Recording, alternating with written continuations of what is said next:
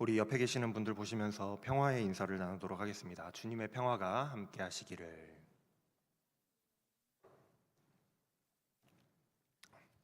제가 오늘 목 상태가 좀 좋지 않아가지고 설교를 하다가 가끔 물을 마실 수도 있을 것 같은데 여러분들 이해하시기 바랍니다. 며칠 전에 유튜브의 알고리즘을 통해서 저의 눈길을 끄는 영상 하나가 추천이 됐습니다. 제목이 아주 자극적이라서 안 눌러볼 수가 없는 그런 영상이었습니다. 제목이 뭐였냐면 과학자들이 신의 존재를 인정할 수밖에 없는 이유. 목사가 그걸 그냥 넘어간다고요? 그럴 수가 없죠. 이게 어그로를 끄는 제목이라는 걸 알면서도 누르게 되었어요. 아니나 다를까 어그로를 끄는 것이었습니다. 결국 내용은 과학은 신을 인정하지 않는다라는 그런 내용이었어요. 유튜브에 자주 나오는 우리나라의 모 대학 교수들 4명과 진행자 한 사람이 나와서 과학에 대한 여러 가지 궁금증들, 질문들을 서로 대답하고 또 질문하면서 여러 가지 그 궁금증들에 대한 이야기를 나누는 그런 컨셉의 영상이었습니다. 꽤 길었는데 다른 질문들은 다 그냥 과학에 대한 그런 질문들, 대답들이었어요. 그런데 한 중간쯤 가서야 그제서야 이 제 관심을 끌었던 그 제목의 질문이 나오더라고요. 과학자들은 신 존재에 대해서 어떻게 생각하느냐 하는 질문이었어요. 대답은 이렇습니다.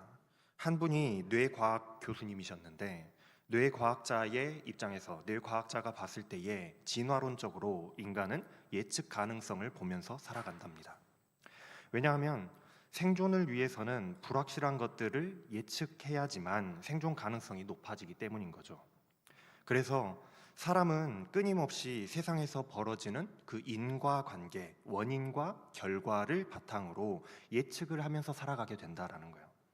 그런데 과학적으로 교육을 받고 과학이 발전한 오늘날에는 과학을 열심히 배우면 더 많은 것을 알아가게 될 거야라는 그런 신념 체계가 있지만, 그런 게 없었던 옛날에는 자연에서 발생되는 그 예측 불가능한 것들, 그런 자연에서 발생하는 그런 예측 불가능한 현상들을 볼 때에 신의 존재로 믿을 수밖에 없었을 것이다 라고 대답을 하더라고요. 그러면서 자기는 크리스찬이래요. 그 박사님이 자기는 크리스찬이래요.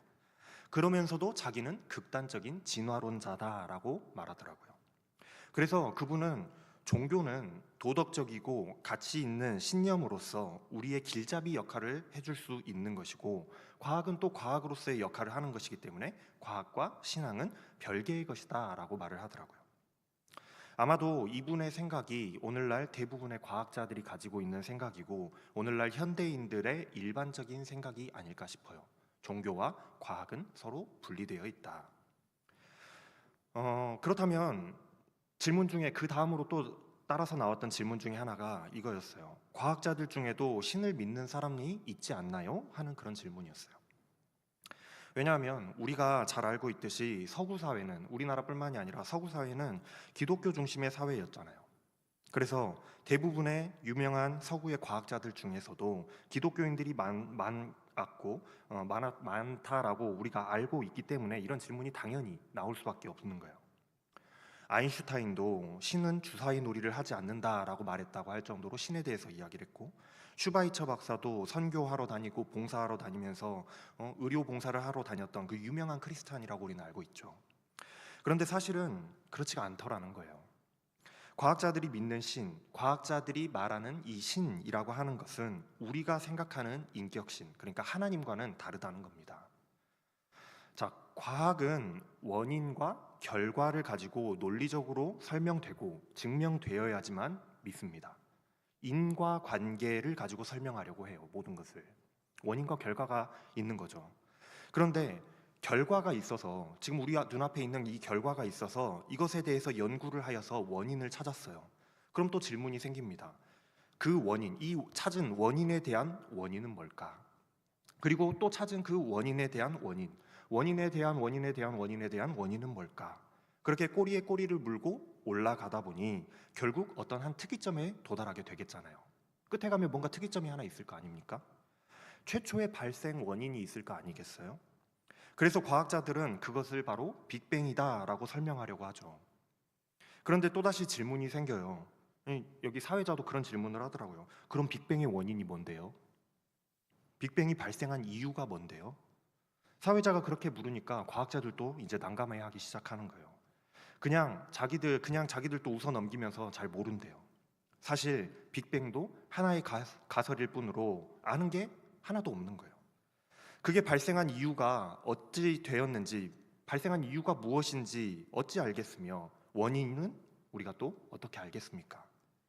이유는 알 수가 없대요. 왜 그게 생겼는지, 빅뱅이 왜 생겨나게 됐는지 이유는 알 수가 없는데, 그런데 과학자들이 그 원인에 대해서 열심히 연구하고 추측하기로는 가장 가능성 있어 보이는 것이 양자 운동 때문이래요.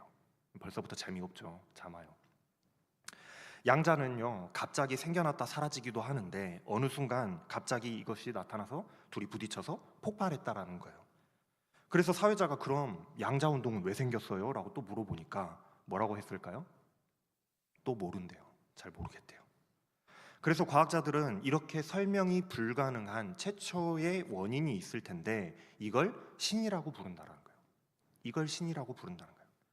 그러니까 과학자들이 말하는 신이라는 것은 우리가 믿는 세상을 만물을 창조하시고 또 운영하시고 돌보시는 인격적인 신, 하나님이 아니라 어떤 최초의 원인, 최초의 이 현상이 발생하게 된 원인, 그것을 창조라고 우리가 표현한다라고 하면 창조의 원인과 그 같은 그 현상을 그냥 신이라고 표현하기로 하자라고 했다는 거예요. 그러면서 이야기하기를 아인슈타인도 신에 대해서 이야기하기는 했지만 그것은 인격신에 대한 이야기를 하는 것이 아니다라고 본인이 기록한 그 기록이 있다라고 하면서 그 기록을 보여주는 거예요. 원인과 결과로, 이성으로, 논리로 나의 지식과 과학적인 지식에 근거하여서 증명 가능한 것이 아니면 믿지 않으려고 하는 인간의 모습을 잘 보여주고 있어요. 신학에는 이신론이라고 하는 개념이 있습니다. 어쩌면 이것이 과학자들이 말하는 신 개념과 가장 잘 맞는 것인지도 모르겠어요. 이신론이라고 하는 것은 기독교 사상 중에 하나인데 합리주의적으로 하나님을 이해하려고 했던 사상이에요. 하나님이 세상을 창조하셨다라는 것은 믿지만 하나님께서 창조해 놓으신 이후에 그 뒤에는 자연 질서에 하나님이 절대로 개입하지 않으시고 하나님이 창조하신 그 질서대로 기계적으로 이렇게 맞물려서 돌아가고 있다라는 거죠. 어떤 기적도 없고 하나님의 계시나 하나님이 역사에 개입하셔서 이끌어 가시는 것도 절대로 없고 과학자들이 말하는 빅뱅, 그런 놀라운 창조의 사건, 세상의 시작만 빵 터뜨려 놓으시고는 절대로 개입하지 않고 지켜만 보시는 그런 하나님에 대한 개념이 이신론이라는 개념이에요. 이걸 과학자들의 언어로, 과학자들의 말로 풀어보면 원인과 결과, 인과관계로만 굴러가는 세상을 창조해 놓은 신, 그런 하나님을 믿는다라는 거예요. 과학자들은 우리의 지혜로 파악 가능한, 우리의 지혜로 이해 가능한 그런 하나님만을 믿겠다라는 거죠. 신학에서는 이런 이신론 사상을 이단처럼 봅니다. 왜냐하면 삼위일체 하나님과 전능하신 하나님을 부정하기 때문에 그래요. 그런데 우리가 잘 알고 있는 슈바이처 박사, 굉장한 사람이었고 의료봉사를 했던 굉장한 위인으로 우리가 알고 있죠. 어렸을 때부터 여러분들도 위인전으로 많이 보셨을걸요. 과학자이자 신학자이자 또 의사로서 많은 연구 논문을 냈던 사람입니다. 그런데 이분도 이신론자였어요. 이분이 믿는 하나님과 우리가 믿는 하나님이 달랐다라는 거예요. 뿐만 아니라 수많은 크리스찬 과학자들이 이러한 이신론적 사상을 가지고 있어요. 제가 보았던 그 영상의 교수님도 자신이 크리스찬이라고 당당하게 저는 크리스찬입니다라고 말하면서도 자기가 믿는 하나님은 도덕적으로 도움을 주는 길잡이의 역할을 할 뿐이라고 말해요. 하나님의 창조, 하나님의 역사하심 믿지 않는다는 거예요. 사실 욥기의 이야기도 이와 굉장히 유사하다라고 볼 수가 있습니다. 욥기도 이와 굉장히 유사해요. 물론 욥의 시대가 워낙 고대 시대이기 때문에 아브라함의 시대쯤 되는 것으로 우리가 추측을 해본다면 오늘날과 같은 그런 과학 지식이 없을 때라서 과학적 근거를 막 이렇게 대가면서 이야기하고 있지는 않지만 하지만 욥과 친구들의 대화를 가만히 우리가 들여다보면 원인과 결과가 매우 중요시 되는 과학적인 사고를 하고 있어요. 욥기의 말로 하면은 인과응보의 원리로 하나님께서는 일하셔야만 하고 지금의 욥이 당하고 있는 이 현상들이 인과응보의 원리에 의해서 작동되고 있는데, 작동해야 되는데 지금의 상황은 말이 되지 않는다라는 거죠. 그래서 욥의 친구들은 욥이 무언가 잘못한 것이 있기 때문에 지금 이러한 결과가 나타난 것이다라고 주장하고 있는 것이고, 욥은 그렇지 않다. 나는 그런 원인을 제공한 일이 없다. 그러니 내가 이런 고난을 당하는 것은 말이 되지 않는 것이다라고 주장하고 있는 거예요. 도저히 인과응보, 그러니까 과학자들이 이야기하는 인과관계로 설명이 되지 않고 이해가 되지 않는 겁니다. 그래서 나는 억울하다고 하나님께 욥이 따져 묻고 있는 거예요. 굉장히 과학적인 논리적인 사고를 하고 있는 거죠. 과연 이해가 되어지는가? 이 질문이 믿음의 척도가 되고 있는 거예요. 내가 과연 이해가 되어지는 현상인가? 그것이 하나님을 믿고 안 믿고의 척도가 되는 거죠. 인과응보에 의해서 말이 되어졌다라고 한다면, 이미 그것이 말이 되어지는 것이었다라고 한다면 욥의 친구들이 하나님을 의심할 이유가 없어요. 인과관계로 설명되어지는 것이었다라고 한다면 과학자들이 하나님을 믿지 않을 이유가 당연히 없겠죠. 당연히 믿었을 거예요. 하지만 세상에 그렇게 원인과 결과로만 설명되어지는 일이 몇 개나 있냐고요. 인간의 작은 지혜로, 과학적인 지식으로 원인과 결과를 다 파악할 수 있던가요? 여러분들 살면서 모든 일들이 다 인과관계로 다 파악이 되시던가요? 아니잖아요. 알 수 있는 게 오히려 더 적을지도 몰라요. 어쩌면 손에 꼽을 수도 있을지 모릅니다. 결국 그렇게 물고 꼬리를 물고 올라가면 그 끝에 가면은 어떤 특이점이 하나에 이르게 되는데, 결국 그 특이점에 가면 우리의 대답은 모르겠다, 모른다라는 대답을 할 수밖에 없다라는 거예요. 모르니까, 알지 못하니까. 자신들이 생각하는 신 개념으로 그냥 모른다, 우리가 생각하는 신은 그거다라고 그냥 얼버무리게 됩니다. 제가 지금 여러분들에게 과학이 잘못되었다, 과학이 나쁘다라는 말씀을 드리고 있는 게 아니에요. 과학이 나쁘다는 이야기를 하는 게 아닙니다. 여러분들 열심히 과학적인 지식을 배우시고 또 쌓으셔야 돼요. 과학을 열심히 배우셔야 됩니다. 열심히 연구해서 자연의 질서를 밝혀가야죠. 제가 이전에도 몇 번 여러분들에게 설명드린 적이 있고, 제자 양육에서도 몇 번 교육한 적이 있지만은, 여러분들이 과학과 신앙을, 이 두 가지를 별개로 분리해서 보실 필요가 없고, 과학적 세계관과 또 우리가 기독교적인 세계관 사이에서 혼란스러워하거나 방황할 필요도 없다라고 말씀을 드렸어요. 왜냐하면 과학이란 하나님이 창조하신 이 모든 세상의 질서를, 하나님이 세상을 운영해 가시는 이 운영 원리를 하나씩 알아가기 위해서 공부해가는 과정일 뿐이지, 알아가는 과정일 뿐이고 알아가는 도구일 뿐이지, 과학이 세상의 모든 것을 설명해주고 과학이 세상의 창조자는 아니라는 것을 우리는 알아야 된다라는 거예요. 과학은 피조물인 우리가, 하나님으로부터 창조된 우리가 창조자이신 하나님을 알아가는 하나의 방법일 뿐인 거예요. 하나의 방법일 뿐입니다. 수학적 집합의 개념으로 이해한다면 과학은 하나님이라는 이 전체, 커다란 전체 안에 포함되어 있는 자그마한 하나의 부분 집합 정도 되는 거예요. 이 조그마한 부분 집합이 그 영역을 넘어서 어떻게 그 큰 전체를 다 파악할 수 있겠습니까? 그럴 수 없겠잖아요. 즉, 우리가 과학이라는 도구를 가지고 알아가는 자연의 질서라고 하는 것은 무한하신 하나님의 지혜의 일부에 불과하다라는 거예요. 무한하신 하나님의 지혜의 일부에 불과하다. 그렇다면 과학이라는 방법으로 무한한 하나님의 지혜를 알아가고 있을 뿐인 우리 인간이 어떻게 하나님을 온전히 다 이해하고 파악할 수 있고 하나님의 그 일하심의 뜻을 우리가 다 알 수 있겠냐고, 이해가 되겠냐고요. 딱 우리가 밝혀내고 이해한 그만큼만 하나님을 우리가 이해할 수 있지 않겠어요? 지난주에 말씀드렸던 토마스 아퀴나스의 말을 빌리자면, 무한하신 하나님의 그 지혜가 인간의 그 짧은 지식과 원인과 결과로 이해되어져야만 한다라고 생각하는 것, 그것 자체가 무지함이고 어리석음이라는 거예요. 우리가 다 이해할 수 없다라는 것을 아는 것이, 그게 인간의 최고의 지식이라고 하는 겁니다. 그런데 오늘날 과학은 그것을 인정하지 않아요.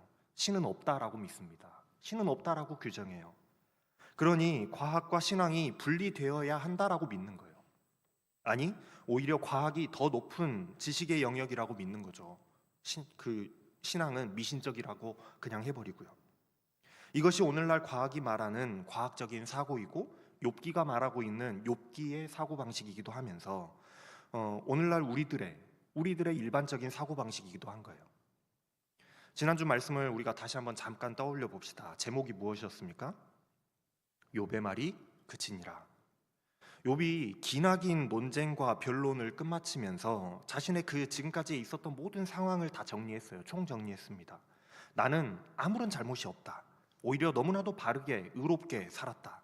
인과응보의 원리에 따르면 나는 복을 받아야지 이렇게 고난당할 이유가 없다. 그래서 이해할 수가 없다는 거예요. 이해가 되지 않는다.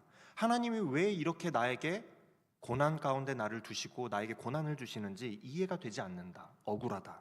그러니 하나님께서 나오셔서 법정에 서서 답변하셨으면 좋겠다. 나와 변론하셨으면 좋겠다. 주장하면서 욥이 말을 이제 그친 거죠. 즉 재판정에서 욥이 자신의 변론을 마치고 나서 검사에게 증인 신문을 넘기듯이 하나님께 이제 공을 넘기는 것이다라고 말씀을 드렸어요. 저는 이제 변호를 다 했으니까 이제 하나님 말씀해 보십시오 하고 변론을 넘기는 거죠. 욥은 자신의 논리로서 자신의 그 가지고 있는 지혜로서 이 재판에서 이길 수 있다. 나는 이길 것이라고 확신한다라고 확신했습니다. 하나님과 재판정에 이 둘이 서가지고 변론을 한다고 할지라도 하나님과 대결을 한다라고 할지라도 나는 무죄하기 때문에 이 인과응보에 따르면은 나는 무죄하기 때문에 이것은 지금 잘못된 것이다라는 것을 나는 증명해낼 수 있다. 자신만만해하고 있어요. 원인과 결과가 너무나도 확실하거든요. 그래서 하나님이 이해되지 않았거든요. 즉 욥은 아직도 까닭없는 믿음이 아니라 무조건적인 그 신뢰의 믿음이 아니라 이해가 가능해야만 믿는 까닭 있는 그런 믿음을 가지고 있었더라는 거예요. 아직 그 수준 이해되어지고 내 지식으로 파악되어야지만 믿어지는 그 믿음의 수준을 벗어나지 못하고 있었던 거예요. 그러니까 이렇게 자신할 수 있는 겁니다. 하나님 법정에서 한번 붙어봅시다. 나 지금 잘못한 거 하나도 없거든요. 하나님하고 붙으면 제가 이길 것 같은데요. 하나님이 지금 실수하신 거예요 라고 이야기할 수 있었다라는 거예요. 누가 옳은지 그런 의미인 겁니다. 욥의 말이 그치니라 하는 거는 그런 의미였다라는 거예요. 어때요? 여러분들 생각하시기에 이 하나님과 욥의 그 재판에서 누가 이길 것 같으신가요? 욥이 이길 것 같죠? 인과응보의 원리에 따르면은 여러분들이 이기실 것 같죠? 가끔 내가 맞고 하나님이 틀린 것 같다라고 느끼실 때 있지 않으셨나요? 하나님이 뭔가 지금 실수하고 계신다라고 느낀 적이 있지 않으세요? 저만 그래요? 솔직하게 이야기해요. 여러분도 그렇게 생각한 때가 많이 있으셨을 거예요. 이제 오늘 본문으로 갑니다. 욥이 그 변론을 마치고 나서 이제 정말로 하나님께서 등판을 하세요. 진짜가 나타났어요. 그때 하나님께서 욥에게 폭풍이 몰아치는 가운데서 말씀하십니다. 2절 말씀 한번 보세요. 무지한 말로 생각을 어둡게 하는 자가 누구냐? 세번역 성경에서는 이 말씀을 이렇게 번역하고 있습니다. 네가 누구이기에 무지하고 헛된 말로 내 지혜를 의심하느냐? 이상하죠? 욥은요 자신이 살아온 날들에 대해서 총정리해서 이야기하면서 자신은 무죄하다라고 나는 아무런 잘못을 하지 않았다라고 하소연하고 있었어요. 그런데 그런 욥을 보시며 나타나자마자 하나님께서 대뜸하시는 말씀은 네가 뭔데 무지한 말로 헛된 말로 나의 지혜를 의심하느냐라고 말씀하세요. 욥이 하나님의 지혜를 의심했습니까? 욥은 지금 논리적으로 자신의 무죄를 주장하려고 나왔는데 갑자기 지혜를 말씀하시는 거예요. 욥이 하나님의 지혜를 의심했다라고 꾸짖으십니다. 그러시면서 이제 너는 한번 내가 묻는 말에 한번 대답해봐라 라고 말씀하시는 거예요. 여러분들도 하나님께서 질문하시는 대답에 한번 욥과 함께 한번 대답해 보시기 바랍니다. 하나님께서 이렇게 질문하세요. 땅에 기초를 놓았을 때에 네가 거기 있기라도 하였느냐? 네가 많이 알고 있다면 내 질문에 대답해봐라. 무슨 말입니까? 네가 그렇게 너 잘났다고 너의 지혜와 너의 논리가 맞다라고 나한테 막 하소연하면서 따져 묻는데 내가 땅에 기초를 놓을 때에 즉 세상을 내가 창조할 때에 어떻게 창조했는지 네가 아느냐? 네가 거기 있어 봤어? 라고 물으시는 거예요. 오늘날 과학적 언어로 말하자면은 내가 세상을 창조할 때 너희가 봤느냐? 너희가 빅뱅으로 우연히 세상이 생겨났다라고 말하는데 봤어? 너희들 그때 있어 봤어? 라고 물어보시는 것과 똑같은 거예요. 뭐라고 대답하겠습니까? 아니요. 여러분들 그때부터 살았어요? 아니요. 모릅니다. 라고 대답할 수밖에 없는 거예요. 하나님께서 또 물으십니다. 누가 이 땅을 설계하였는지 너는 아느냐? 내가 그 위에 측량줄을 띄었는지 네가 아느냐? 이 세상의 만물의 질서가 우리가 과학으로 밝혀가고 있는, 탐구해 가고 있는 그 자연의 질서, 자연의 원리가 어떻게 생겨났고 누가 만들었는지 아는 사람이 있습니까? 우연히 그냥 생겨난 걸까요? 시간이 흐르면서 우연히 생겨난 거예요? 그럼 무엇이 땅을 버티는 기둥을 잡고 있느냐? 누가 땅에 주춧돌을 놓았느냐라고 또 물어보세요. 이것도 오늘날의 언어로 설명하자면 이 땅이, 이 지구가 무엇으로 버텨지고 있는지, 누가 이 세상의 기초를 만들었는지 아느냐라고 물으시는 거예요. 정말로 우리가 살고 있는 지구가 어떻게 형성되었는지 처음부터 보고 알고 있는 사람이 있나요? 추측하는 거 말고요. 정말로 빅뱅에 의해서 돌무더기가 이렇게 막 뭉쳐져 가지고 행성이 생겼다라고 한다면 이 세상이 무너지지 않고 버텨지고 있고 돌아가고 있는 원리가 뭐냐고요. 아는 사람. 땅과 바다가 분리되어 있는 것, 우리에게는 너무나도 당연한 것이지만 사실 이렇게 된 원인을 아는 사람이 어디 있겠습니까? 과학적으로 이럴 것이다, 저럴 것이다 추측하고 설명할 수 있죠. 하지만 그 최초를 누가 설명할 수 있겠냐고요. 본 사람이 있냐고요. 또한 해가 뜨고 해가 지고 달이 뜨고 달이 지는 이런 자연의 질서를 작동시키시는 분, 혹시 그렇게 움직이실 수 있는 분 한번 손 들어 보세요. 하나님께서 물어보시는 거예요. 네가 그렇게 작동할 수 있느냐? 밤은 어둠이, 낮은 밝음이 있을 수 있게 하시는 것도, 그것 또한 하나님께서 하시는 일이다라고 말씀하세요. 또한 질문하십니다. 바닷속 깊은 곳에 들어가 봤냐? 바닷속 밑바닥을 들어가서 걸어가 봤냐? 라고요. 가본 적 있으신 분, 바다 깊은 곳, 마리아나 해구 들어가서 거기가 얼마나 깊은지 뭐가 있는지 가보신 분, 또한 죽은 자들이나 들어가는 그 문이나 죽은 자의 그 죽음의 문을 본 일이 있느냐고 또 물어보세요. 세상이 얼마나 큰지 짐작이나 할 수 있느냐고 물어보십니다. 과학자들은 지금도 우주는 엄청난 속도로 팽창하고 있다라고 말하지만 그게 얼마나 큰지 아는 사람은 단 한 사람도 없습니다. 심지어 지구의 땅 면적이 정확히 얼마인지 파악하고 있는 사람조차도 없어요. 날마다 바뀌거든요. 당시의 욥의 눈높이에 맞춰서 하나님께서 말씀하고 계시는 거지만 과학이 발전한 오늘날 우리에게도 똑같은 질문을 하신다고 해도 도저히 대답할 수 없고 이해할 수도 없는 말도 안 되는 질문을 우리에게 하고 계시는 거예요. 여러분은 하나님께서 하시는 이 질문에 대해서 뭐라고 대답하실래요?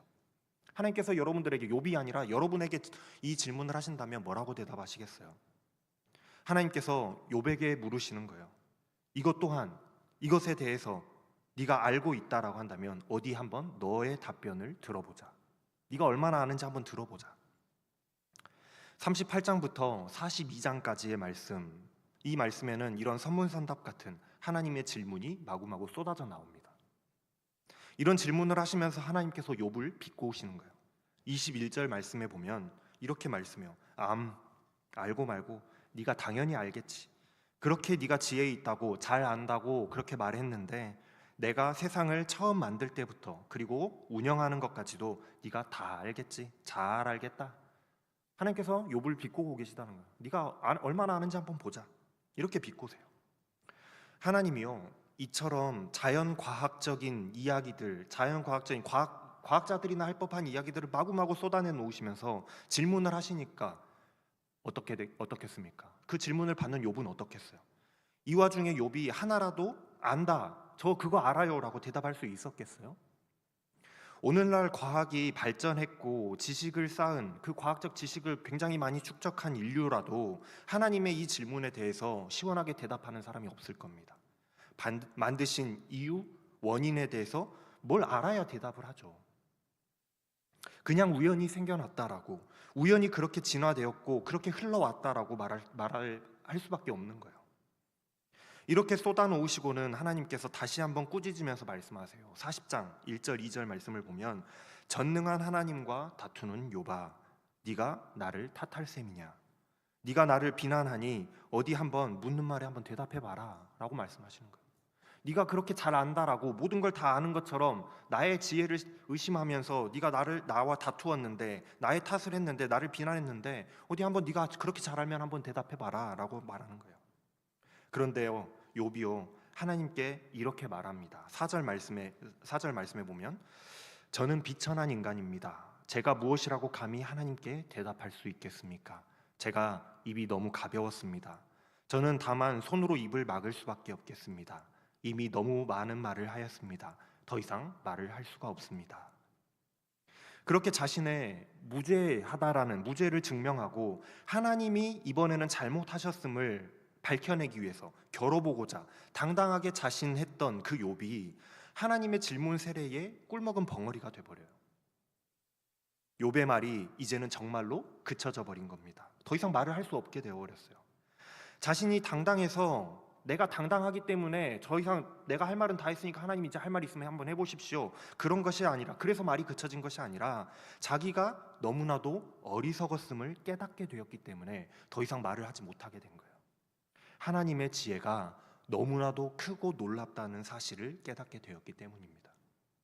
누가 감히 하나님 앞에서, 창조주 앞에서 이 세상의 이치를 안다고 말할 수 있겠습니까? 원인과 결과를 놓고 누가 하나님의 뜻을 말할 수 있겠냐고요. 누가 감히 지혜가 있어서 나의 지혜, 나의 논리가, 나의 과학적인 그 지식이 맞다라고 주장할 수 있겠냐고요. 자신의 입을 틀어막을 수밖에 없게 되었다라는 거예요.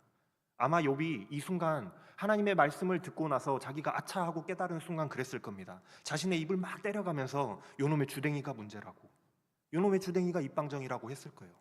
그냥 조용히나 있을 걸, 그랬으면 중간이라도 갔을 텐데 얼마나 부끄러웠겠습니까? 하나님 앞에서 내가 뭐 좀 안다고 그렇게 내가 자신의 지혜를 뽐냈으니 얼마나 부끄러웠겠냐고요. 그 뒤로도 욥은 알 수도 없는 그 영역에 대한 하나님의 말씀이 계속해서 이어져요. 그리고 이제 마지막 장의 42장의 마지막에 가면은 욥이 하나님께 대답합니다. 아니, 회개해요. 42장 1절부터 6절까지의 말씀을 제가 세번역 성경으로 한번 읽어드려 볼게요. 욥이 주께 대답하였다. 주께서는 못하시는 일이 없으시다는 것을 이제 저는 알았습니다. 주님의 계획은 어김없이 이루어진다는 것도 저는 깨달았습니다. 잘 알지도 못하면서 감히 주님의 뜻을 흐려놓으려 한 자가 바로 저입니다. 깨닫지도 못하면서 함부로 말을 하였습니다. 제가 알기에는 너무나도 신기한 일들이었습니다. 주님께서 말씀하셨습니다. 들어라, 내가 말하겠다. 내가 물을 터이니 내게 대답하여라 하셨습니다. 주님이 어떤 분이시라는 것을 지금까지는 제가 귀로만 들었습니다. 그러나 이제는 제가 제 눈으로 주님을 뵙습니다. 그러므로 저는 제 주장을 거두어 드리고 티끌과 잿더미 위에 앉아서 회개합니다. 이제서야 욥은 진정으로 깨닫게 된 거예요. 지혜 있다고 말했던 자신이 자신의 지혜가 얼마나 맞다고 말했던 그 자신의 지혜가 얼마나 작은 것이었는지를 깨닫게 되었다라는 겁니다. 인과응보의 원리, 인과관계에 의한 과학적 사고가 하나님의 지혜 앞에서, 그 커다란 무한한 하나님의 지혜 앞에서 얼마나 작은 것인지를 깨달았다라는 거죠. 나의 지혜로 하나님의 지혜를 이해할 수가 있다. 내가 나의 지혜로 하나님을 이해할 수 있다. 하나님의 일을 판단하고 예측할 수 있다라고 생각한 그 믿음이 얼마나 무지하고 어리석은 것이었는지를 깨닫게 된 겁니다. 하나님이 마구마구 쏟아놓으시는 그 질문에 욥은 단 하나도 대답할 수가 없었기 때문에 그래요. 지금 당장 하나님께서 우리에게 찾아오셔서 이와 똑같은 질문을 쏟아놓으신다고 하면 우리는 그 질문에 대답할 수 있을까요? 아니요. 수천 년이 지났지만, 욥이 살았던 그 시대로부터 지금까지 수천 년이 지났지만 여전히 지금도 우리는 그 질문에 대답하지 못할 겁니다. 욥의 시대보다 조금 더 많은 것을 알게 되었고 자연의 이치를 많이 깨닫게 되었고 발견하게 되었기 때문에, 이해하게 되었기 때문에 조금은 더 욥이 했던 것보다는 조금 더 우리가 나은 답변을 할 수 있을지는 모르지만 결국 우리는 원인도 그 이유도 다 알 길이 없어서 하나님 앞에서 꿀먹은 벙어리가 되어버리고 말 거예요. 우리의 지혜가 얼마나 작은지, 또한 하나님의 지혜가 얼마나 크고 놀라운지를 깨닫게 되면 우리는 하나님의 위대하심을 인정할 수밖에 없게 되는 겁니다. 그렇게 되면 우리의 믿음은 한 단계 도약하게 되는 거예요. 지금까지 이유가 있어야 내 지식과 내 경험으로 이해되어져야만 믿어졌던 그 믿음에서 벗어나서 이제는 이유 없고 이해되어지지 않는다라고 할지라도 그분이 놀라우신 하나님이시기 때문에 그것 하나만으로도 믿어지는 그런 믿음, 까닭 없는 믿음으로 도약할 수 있게 될 겁니다. 이제 드디어 길고 길었던 욥기가 끝이 났어요. 여러분들 욥기 너무나도 힘들어요 맨날 그랬는데 드디어 끝이 났습니다. 그런데 여러분들 욥기에 대해서 한 가지만 기억하셨으면 좋겠어요. 욥기가 고난과 인내의 책이라고 생각하지 마시고 까닭 있어야, 이유가 있어야, 원인이 있어야 믿어지는 그런 인생이 어떻게 까닭 없이도 하나님을 믿는 그 믿음의 인생으로 변화되었는지를 여러분들이 기억하시면서 하나님께서 욥기를 통해서 우리에게 까닭 없는 믿음으로 나아오기를 바라신다라는 그런 사실을 잊어버리지 마시길 바랍니다. 하나님께서는 우리가 까닭 없는 믿음, 하나님의 지혜 앞에 순종하고 굴복하는 그런 믿음으로까지 성장하기를 원하십니다. 기도하겠습니다.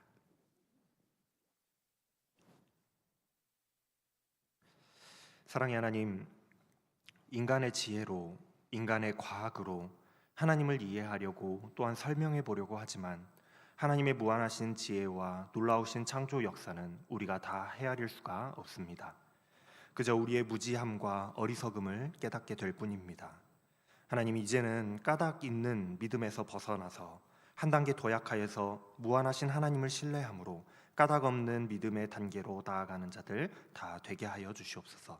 그리하여서 욥과 같이 믿음의 성장을 이루는 자들 다 되게 하여 주시옵소서. 감사를 드리며 우리 주 예수 그리스도의 이름으로 기도합니다. 아멘. 일어나셔서 결단에 찬양하겠습니다.